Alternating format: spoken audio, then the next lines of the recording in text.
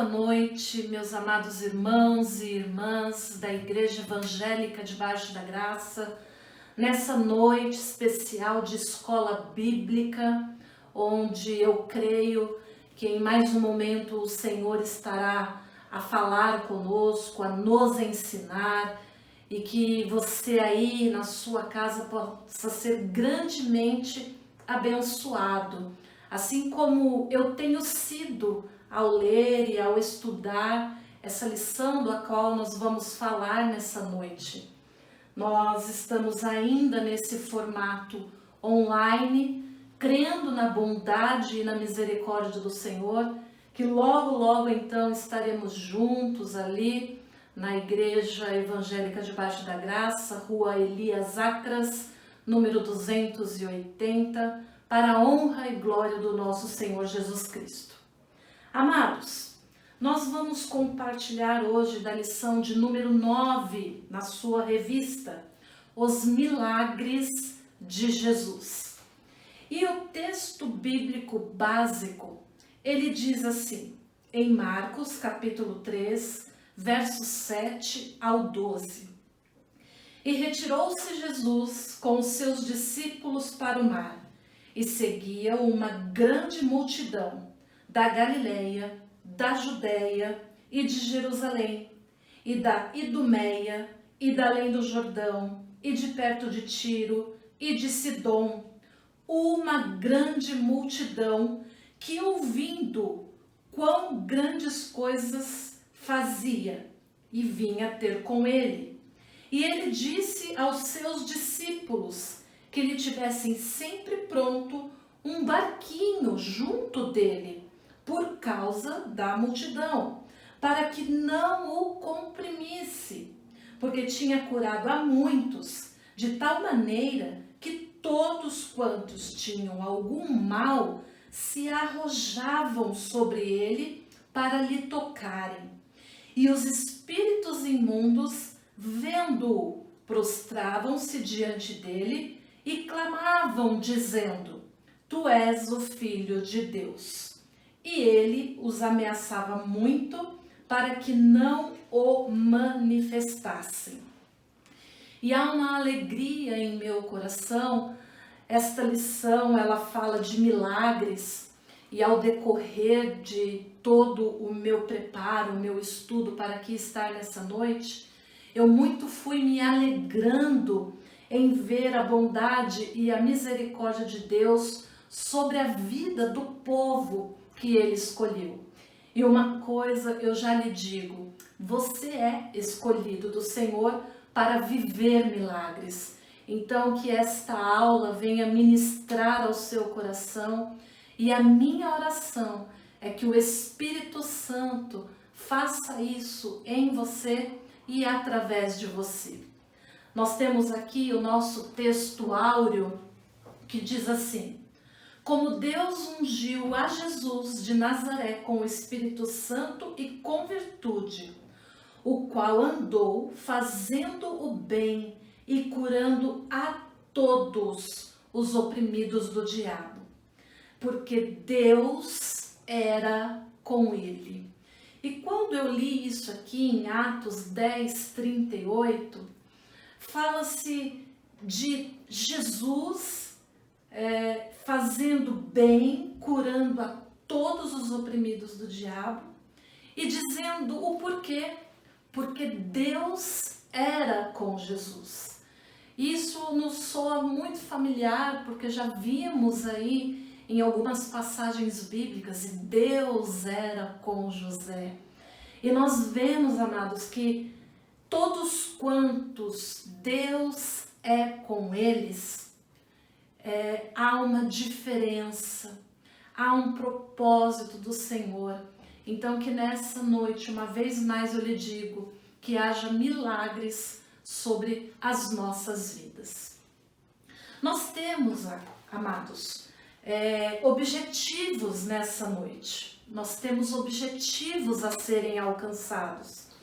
E nós precisamos, nesta aula, conhecer o contexto socio-religioso que fez da Palestina um cenário ideal para a anunciação do reino de Deus. Ali, um cenário ideal para que Jesus então manifestasse sinais, prodígios e maravilhas. Nós também, ao decorrer de toda a lição, vamos compreender que os milagres de Jesus não foram simplesmente uma demonstração de poder, mas os milagres de Jesus vai além. Ele é uma demonstração de amor para com a minha vida, para com a sua vida. E entender que este reino de Deus está relacionado ao tempo presente. Ele já chegou até a nós. Amém, amados? Eu creio que nesta noite você aí em seu lar, em sua casa, vai dar muito glória a Deus, ouvindo e sendo aí ministrado pelo Senhor através desses grandes milagres que Jesus operou, que Ele opera e que ainda vai continuar operando. Glória a Deus por isso. Palavra introdutória, você pode acompanhar aí na sua revista, que diz assim: no Evangelho de Lucas, Jesus afirmou que uma profecia de Isaías cumpria-se em sua vida. Nós podemos ler isso em Lucas 4, versículo 16, 19.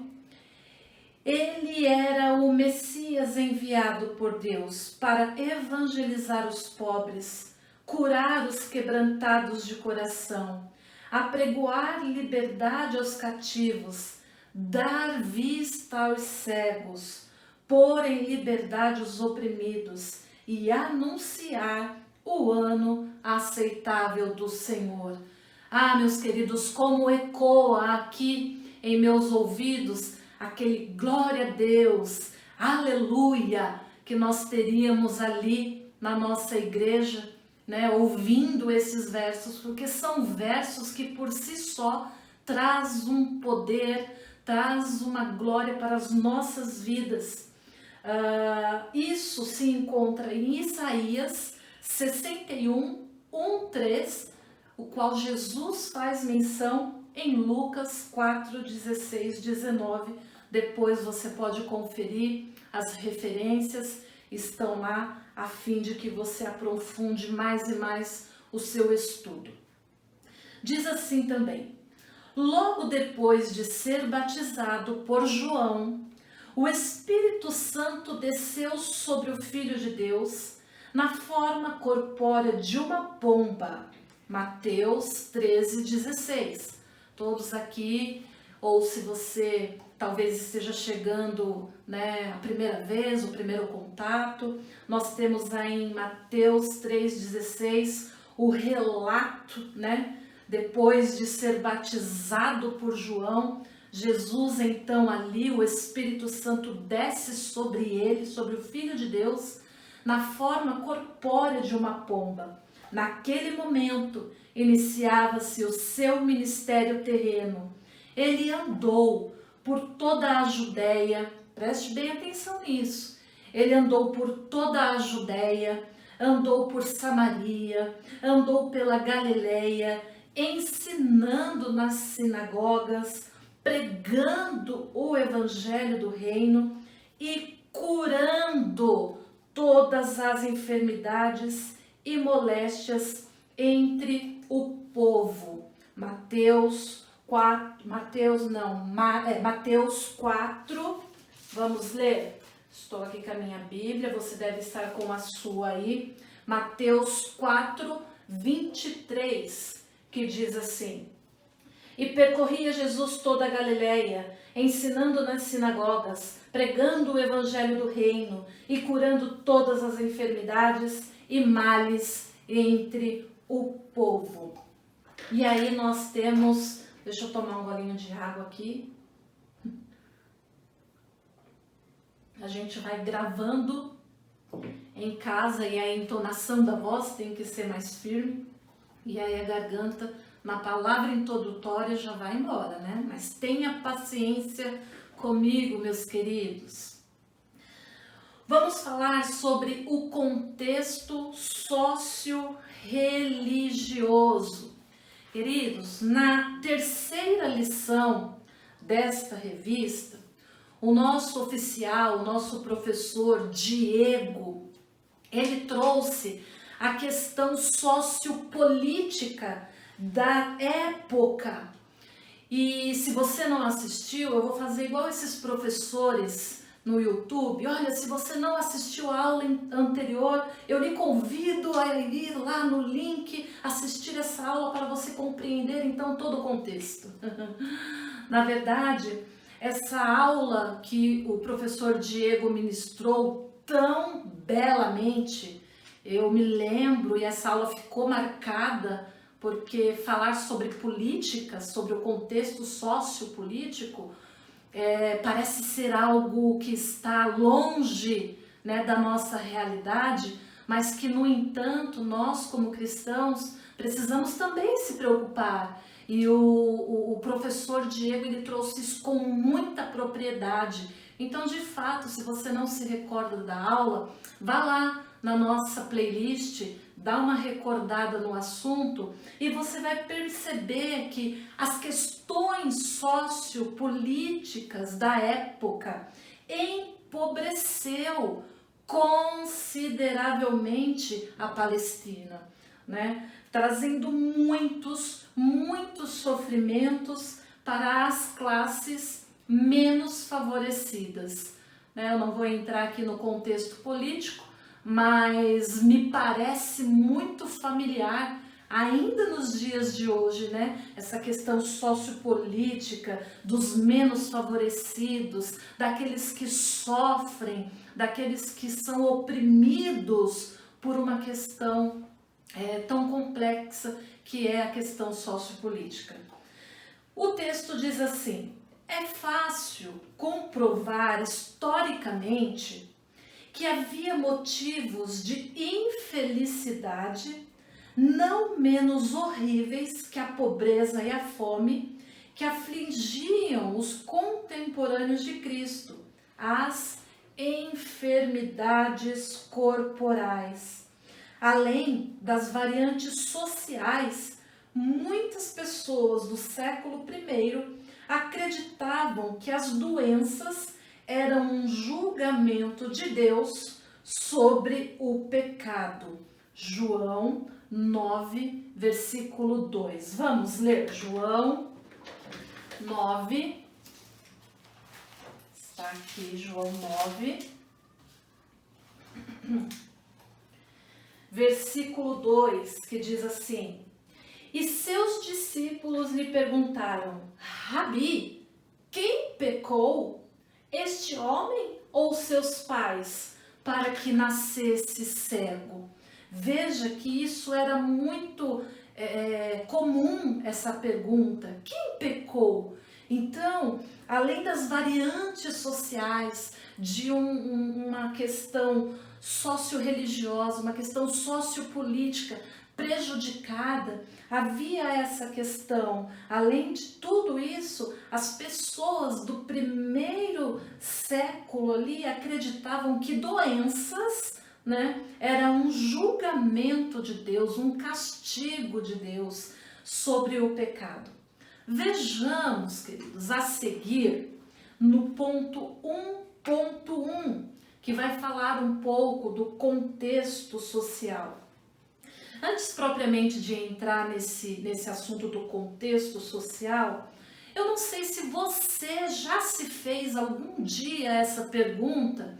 Quando você assiste um filme, quando você assiste, hoje em dia, né, nós temos até novelas cristãs que trazem a história bíblica, enfim. Eu não sei se você já se perguntou, se você já olhou para aquilo e você de repente falou assim: meu Deus, mas quanta gente doente tem nesse lugar. Porque quando você vê, né, os filmes, é lógico, eles retratam, né, é uma dramaturgia, mas eles nos ajudam a refletir aquele contexto de fato que Jesus vivia, de uma população adoentada fisicamente, de uma população com vários problemas de saúde. Aí você fala, gente, era uma multidão, tinha aleijado, mudo, cego, surdo, enfim, inúmeras pessoas com problemas, com enfermidades. E você fala, gente, mas que lugar é esse de tanto problema de saúde? Então aqui nós vamos falar um pouco sobre o contexto social, vamos falar um pouco sobre o contexto religioso e sobre o cenário, né, que é perfeito para essa manifestação do nosso Senhor Jesus Cristo. O contexto social diz assim: na Palestina, como na Síria e no resto do Oriente Bíblico, por todas as partes encontravam-se mendigos, aleijados, cegos, coxos, leprosos, resíduos infelizes dos deserdados da saúde. Entre as classes mais pobres da Palestina, a maioria dos enfermos sofria e morria em estado de penúria. Sabe o que é estado de penúria? É a ausência do necessário. Você para pensar. Muitas vezes, em tantas ocasiões, você pode dizer assim, puxa vida, né? Eu vivi ali um momento da minha vida com o necessário, com o básico. E aí a gente olha para esse texto, para esse contexto social, onde as pessoas viviam em estado de penúria, ausência até mesmo do necessário, lhes faltavam. E aí nós percebemos os evangelistas, né, que citam e que relatam e que falam sobre tantas outras doenças, como casos de febre, e talvez você já vai associando aí, casos de febre, eu sei quem teve lá na Bíblia, né? A sogra de Pedro, Jesus foi lá e curou. De lepra, os discípulos citam paralisia total, paralisia parcial, de epilepsia, de hemorragia. Então vai trazendo aí a sua memória, vai trazendo aí a sua mente, né, todos esses milagres que Jesus fez e esse contexto onde ele estava ali presente, exercendo o seu ministério. Né? Ele fala de cegueira, de surdez, de mudez, de feridas causadas por instrumentos cortantes. Queridos, nós vemos uma lista gigantesca e a pergunta que queima no meu coração é: o que é, né, impossível para Deus? Então logo vem, né, para os homens, né, mas para Deus nada, nada, nada é impossível. Ele é todo poderoso, ele curou, ele cura e ele continua curando para a glória de Deus. Amém, amados? Então, entendam esse contexto social prejudicado por um contexto sociopolítico da época, a questão religiosa onde se culpava alguém que sofria de uma enfermidade por conta de um pecado, isso era atribuído, né, a culpa. Então, era um lugar propício para que tivesse inúmeras pessoas que precisariam de um Deus que é todo-poderoso, que é amor, que é graça e que é bondade. Amém. Glória a Deus. Eu espero que você tenha dado um glória a Deus aí na sua casa, porque o nosso Deus, ele é digno de toda honra, de toda glória e de todo louvor. Queridos, tratando-se desse contexto social prejudicado, enfim, nós vamos falar sobre a medicina nos tempos de Cristo, né? Hoje nós falamos em medicina e a nossa mente já vai para aqueles equipamentos altamente capacitado, altamente desenvolvido. A gente pensa na tomografia computadorizada, na ressonância magnética, no exame de sangue. Nós estamos aí em tempos, né, de pandemia, vacinas, laboratórios, todo mundo trabalhando, se esforçando para que, né, alcance aí então a vacinação de toda a população. Mas a verdade é que o cenário, a medicina nos tempos de Cristo era diferente. E o texto diz assim: havia na Palestina alguns médicos, mas o que conta a literatura rabínica com respeito às práticas medicinais naquela época, estes não passavam de charlatães. A reflexão de Marcos acerca dos médicos que não puderam curar uma mulher enferma, onde está Marcos 5, 25, 26, era muito bem justificada. Vamos ler Marcos 5, 25 e 26, que diz assim: estava por ali certa mulher que havia 12 anos vinha padecendo de hemorragia. Ela já tinha sofrido demasiado sob os cuidados de vários médicos e gastara tudo o que possuía. Porém, em vez de melhorar, ia de mal a pior.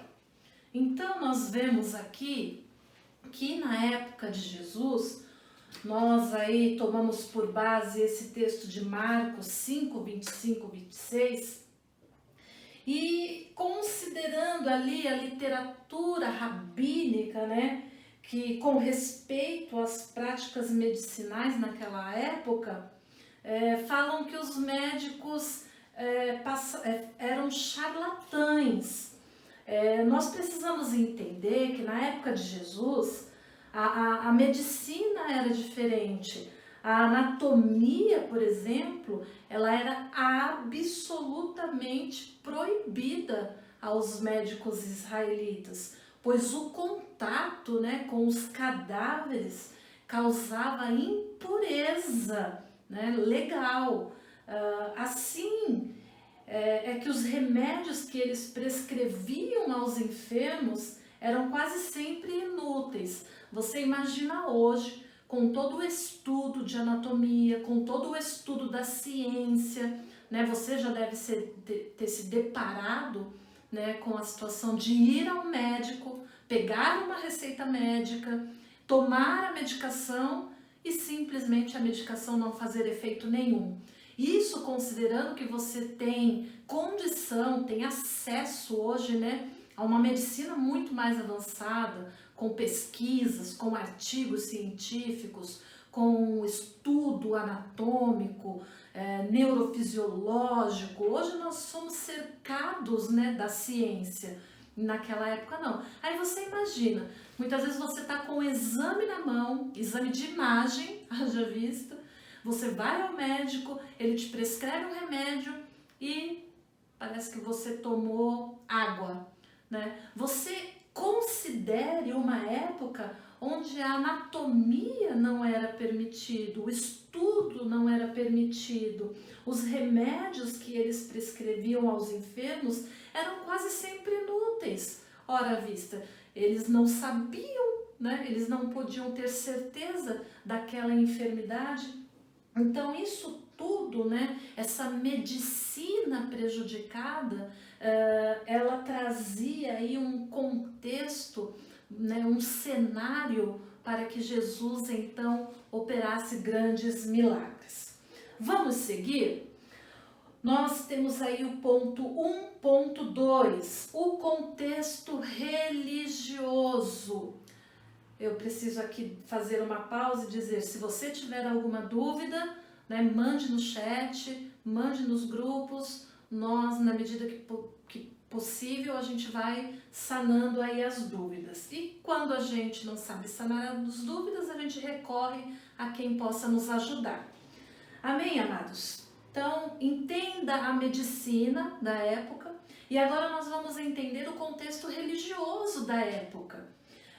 Quando Jesus foi criticado pelo dirigente da sinagoga por curar no sábado uma mulher aleijada, ele disse: "E não convinha soltar desta prisão no dia de sábado esta filha de Abraão, a qual há 18 anos Satanás mantinha presa?" Lucas, Lucas 13, 16. Vamos ler?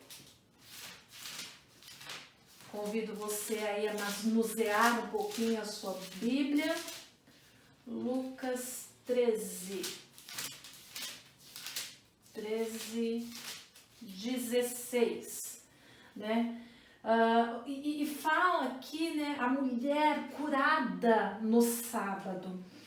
O Salvador explicou que se a compaixão fundamental era utilizada com os animais nesse dia, uma compaixão muito maior deveria ser demonstrada em relação à mulher sofredora. Veja que o Senhor, no verso 15, ele diz assim: "Hipócritas, porventura cada um de vós não desamarra no sábado o seu boi ou o seu jumento do estábulo e o leva dali para lhe servir água?" Veja que a manifestação de milagre de Jesus era muito mais do que uma manifestação de poder. Nós estamos falando aqui nesse contexto de compaixão, queridos. Uma compaixão muito maior deveria ser mostrada em relação à mulher sofredora. Só que a religião, ela cega. A religião, ela nos impede de avançar, na misericórdia de Deus. Veja que no verso 16, ele diz assim, no verso 15 ele diz: "Olha, você desata o seu boi, seu boi para dar água, e sendo assim, por qual motivo não deveria libertar em dia de sábado esta mulher?" E olha que Jesus diz: "Uma filha de Abraão, a quem Satanás escravizava por 18 anos. Então, esse contexto religioso, Jesus ele foi muito questionado em ocasiões de cura, principalmente ali tratando-se do sábado, onde a lei não permitia, essa prática. Então, nós vemos que tudo isso vem cooperando. Eu gosto muito, do versículo que tudo coopera para o bem daqueles que amam a Deus. Então, apesar de um contexto social muito prejudicado, embora uma medicina prejudicada, embora um contexto religioso todo prejudicado, ainda assim o Senhor continuou fazendo os seus milagres. O ponto 1.3, o cenário perfeito.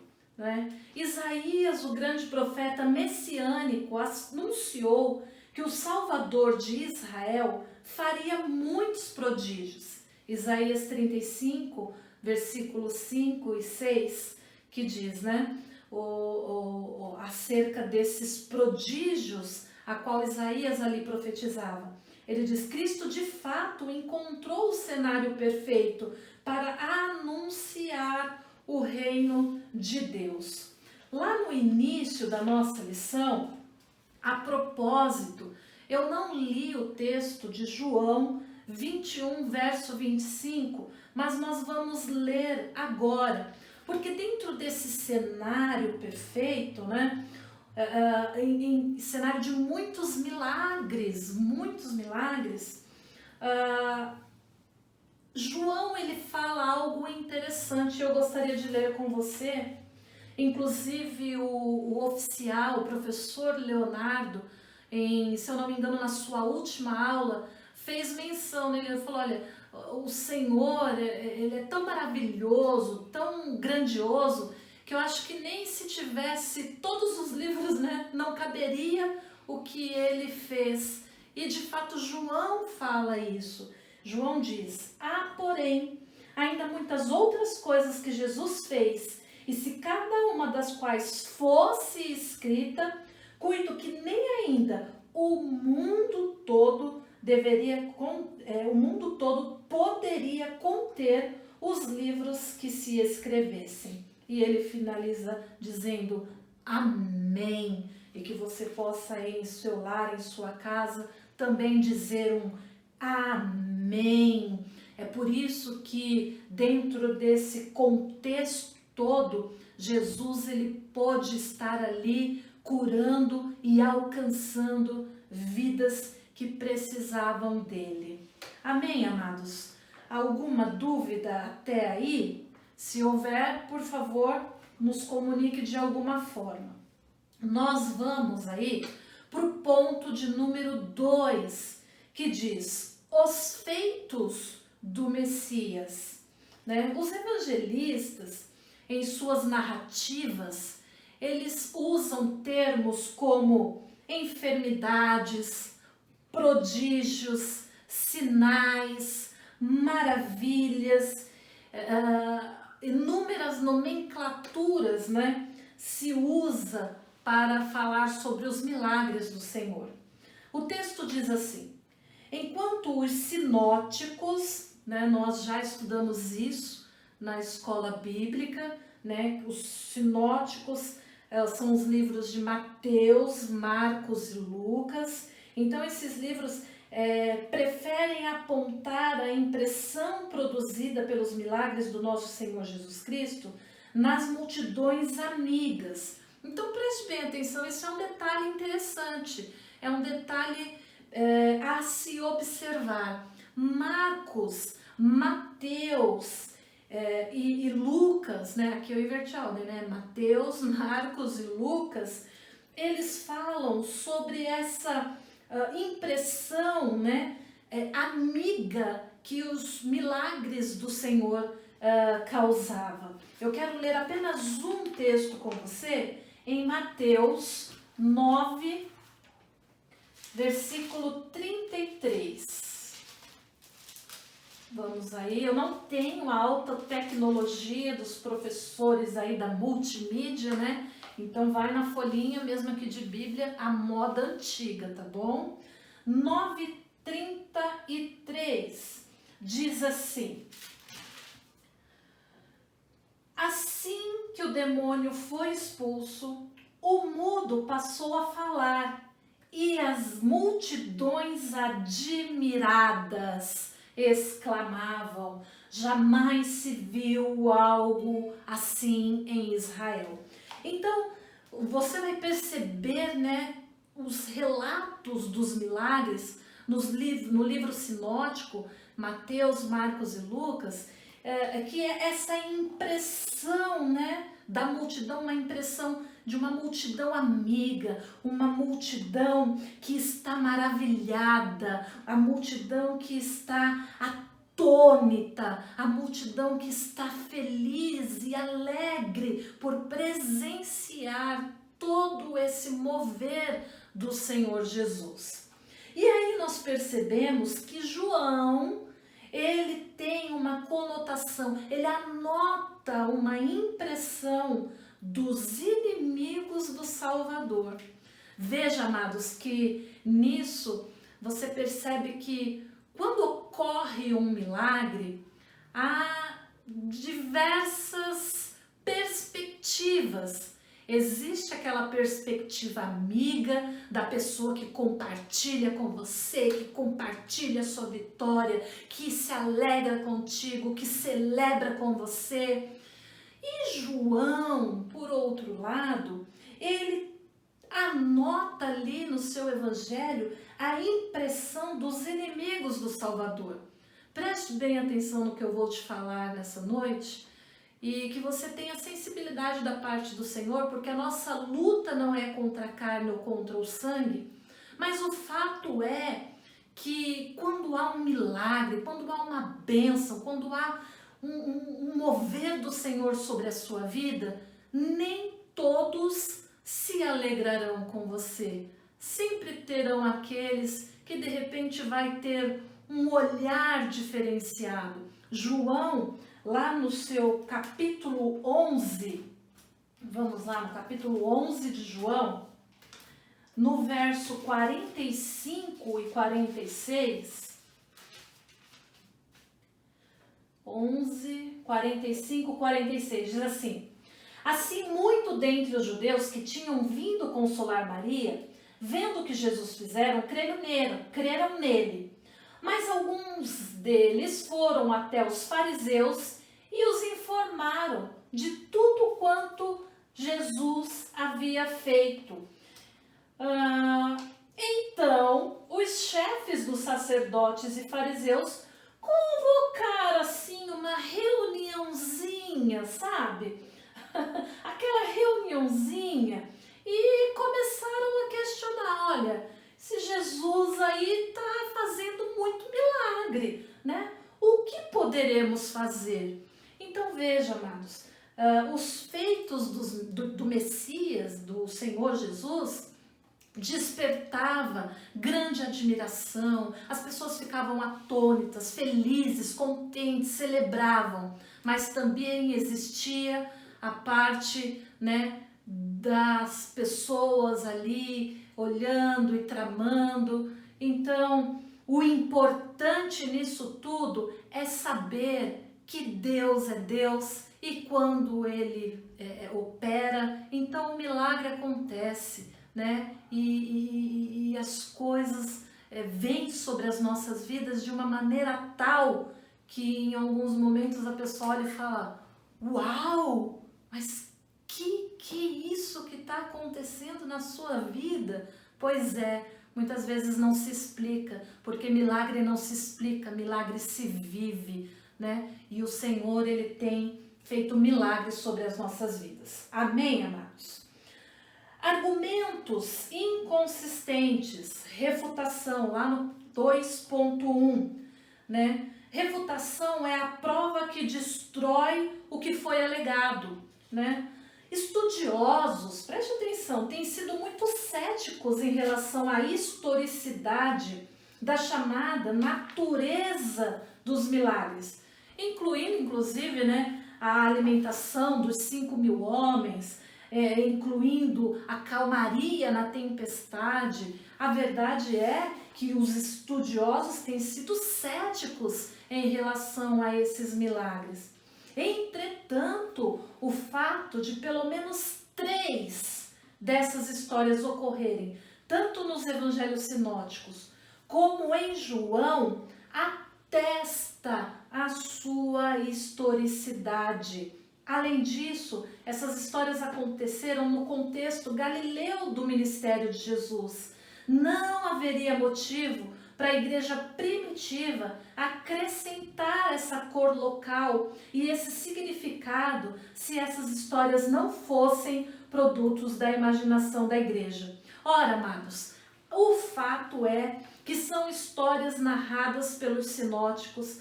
Além disso, essas histórias aconteceram ali no contexto da Galileia, da qual nós já falamos, né? Um cenário ideal. A verdade é que para contestar sempre existem, né, pessoas, mas a nossa refutação vem o evangelho sinótico, ele vem, ele acrescenta, eles falam, eles testificam, né, os milagres do nosso Senhor Jesus Cristo. Vamos para o ponto 2.2. Os propósitos dos milagres. E isso é sensacional, queridos. Veja que nós até aqui falamos sobre o contexto, sobre o cenário, né? E agora nós vamos ver que há um propósito. Querido, nós precisamos pedir a Deus milagres. Amém. Eu creio neles. Mas em cada um deles há um propósito. Deus não faz nada sem propósito. Deus não faz nada para que um fim não seja alcançado. E nós precisamos entender isso, porque às vezes estamos pedindo e não recebemos porque pedimos mal, né? Se houver um propósito, então o Senhor fará. E diz assim a lição: o fato de Jesus realizar prodígios constitui-se uma prova cabal de sua messianidade. Mais uma vez, o texto de Isaías 61:3. É importante ressaltar que todos os milagres realizados por Cristo efetivamente trouxeram benefícios ao homem. No entanto, ao realizá-los, o mestre não pretendia simplesmente demonstrar poder, mas, e esse mas bíblico é lindo, trazer salvação à alma humana. João 3,16. Porque Deus amou ao mundo de tal maneira que deu seu Filho unigênito para que todo aquele que nele crê não pereça, mas tenha vida eterna. Para que ele não pereça, mas tenha vida eterna. Atos 4:12. Eu quero ler com vocês. Atos 4, versículo 12.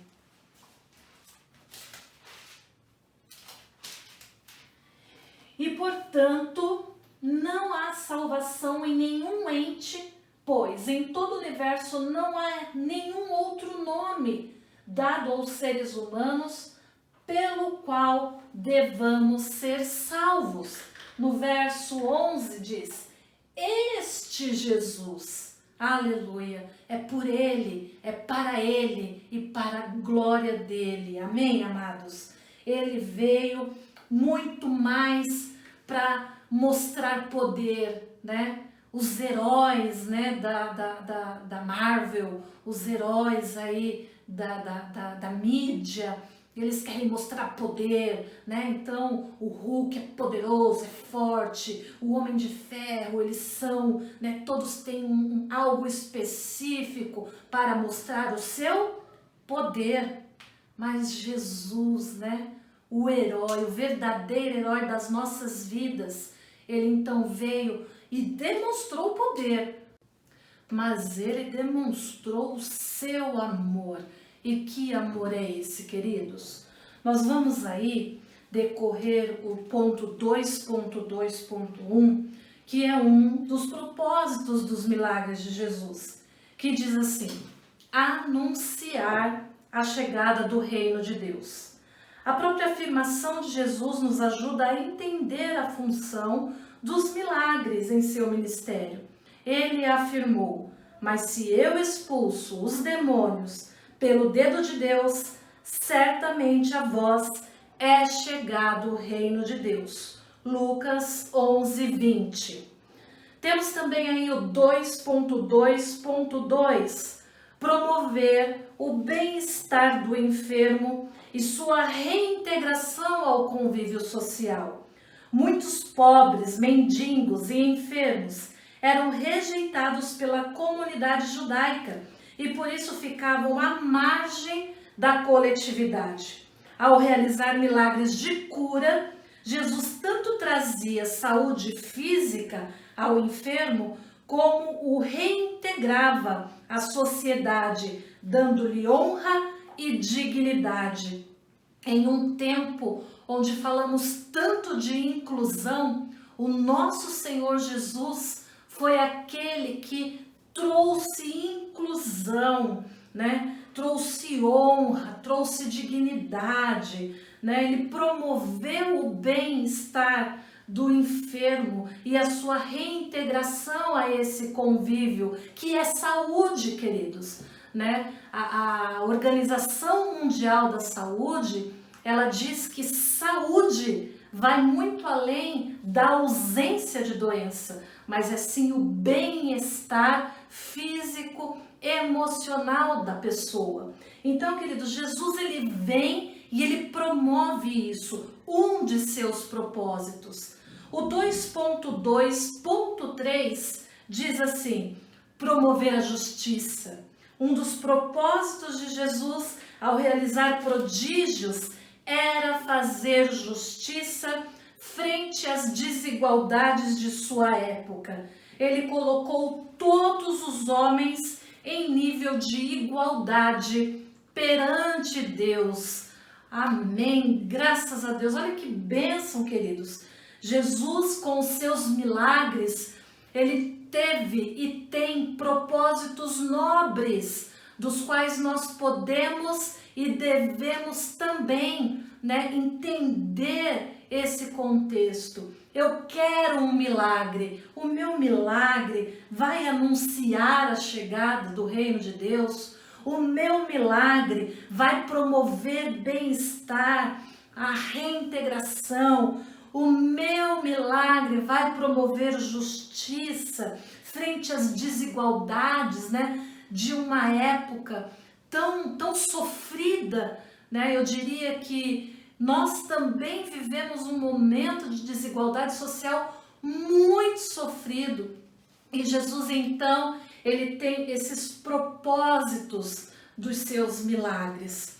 Nós vamos aí, já finalizando a nossa aula, para o ponto 2.3. Jesus, ele faz 2 tipos de milagres. Na verdade, aqui, apenas para nós entendermos a dinâmica, diz assim: não sabemos ao certo quantos prodígios Jesus realizou. Os registros que temos disponíveis constituem-se em uma pequena amostra das maravilhas feitas por ele. João 21, 25, do qual nós lemos já nessa noite. Entretanto, compreendemos que o Messias operou 2 tipos de milagres, a saber, sobre os elementos da natureza e sobre os homens. Tais feitos conferiam-lhe a credibilidade de Salvador enviado de Deus. E nós temos aí um quadro, e esse quadro é dividido em milagres sobre os elementos da natureza, e nós vamos ter aí a figueira amaldiçoada, a moeda na boca de um peixe, a primeira, a segunda grande pesca, o alimentar da multidão. Então, esses milagres sobre os elementos da natureza, transformando água em vinho. E nós temos também aí os milagres sobre os homens, tanto na ressurreição, quanto no episódio da filha de Jairo, a filha da viúva de Naim, de Lázaro. E temos aí inúmeras referências sobre milagres sobre os homens em relação à cura. E aí nós temos a sogra de Pedro, os 10 leprosos, 2 cegos. E eu quero convidar a você, nós não vamos ter tempo hábil para decorrer todos esses versículos, mas fica aí uma lição de casa para você. Olha, veja essas referências, se delicie com aquilo que Jesus fez, que isso vos traga esperança ao seu coração e que você então seja abençoado por Deus com milagre na sua vida, na sua saúde, na sua casa, na sua família. E em tempos de pandemia, por que não dizer saúde para o nosso bairro, saúde para o nosso estado, saúde para a nossa nação e saúde para o mundo, porque Jesus, ele detém todo o poder, mas acima de tudo, o amor dele é incondicional e ele alcança a todos, porque ele é Deus. E nós queremos aqui encerrar esta aula dizendo a você e reiterando a você, porque Deus amou o mundo inteiro, Porque Deus amou o mundo de tal maneira que ele deu o seu Filho unigênito para que todo aquele que nele crê não pereça, mas tenha vida eterna. Eu quero fazer uma oração por você e nesta noite nos despedir com esta oração, crendo na bondade do Senhor. Senhor meu Deus e Pai, Nós oramos em nome de Jesus, pedindo ao Senhor, cura o teu povo, cura os teus filhos, faz o milagre acontecer, porque o Senhor é todo poderoso. Nós confiamos em tuas mãos e nessa noite somos gratos a ti, em nome de Jesus. Meus amados irmãos, que Deus vos abençoe. Aquele beijo no coração. Até a próxima aula, até a próxima escola bíblica.